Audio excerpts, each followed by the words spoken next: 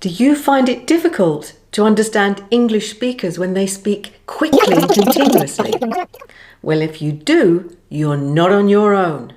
It's a common problem. This is because changes to words are common in connected speech when it's spoken in a continuous sequence, like you hear in normal everyday conversation.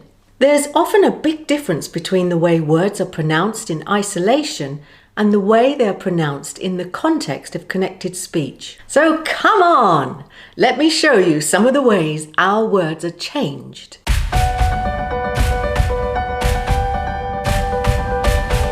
So what exactly is connected speech?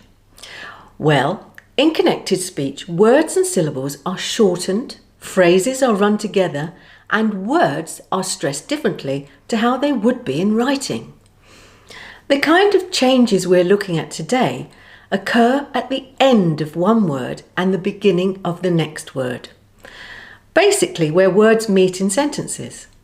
This is why connected speech can cause confusion or misunderstanding when words and sounds are changed or lost. For example, when t or d or h is not sounded in a word, we don't find that a different sound occurs. We simply find that the sound is lost altogether. Listen to this. Have you brought the present and card? It's important to note that sounds do not simply disappear. These effects are more gradual. In slow speech, the t may be fully pronounced with an audible transition to the following th, like this, brought the.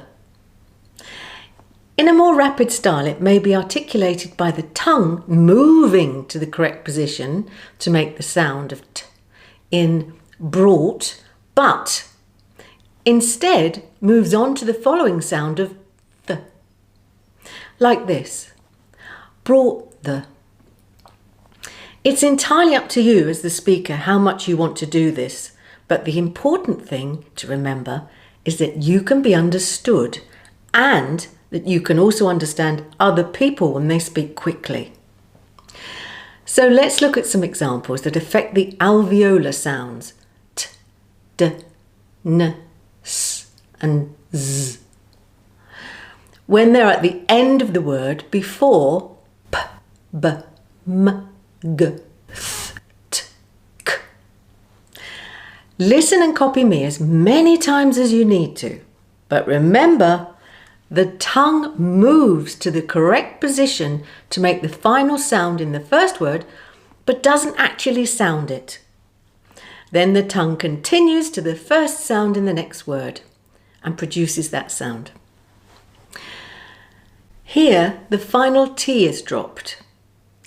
Right place becomes right place. Notice the glottal stop when the final T is dropped. This is where the vocal cords come together and stop the breath before the next word.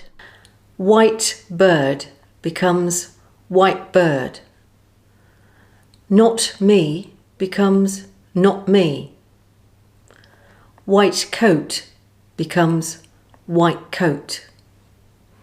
That girl becomes that girl. Light the candle becomes light the candle. Here, the final D is dropped.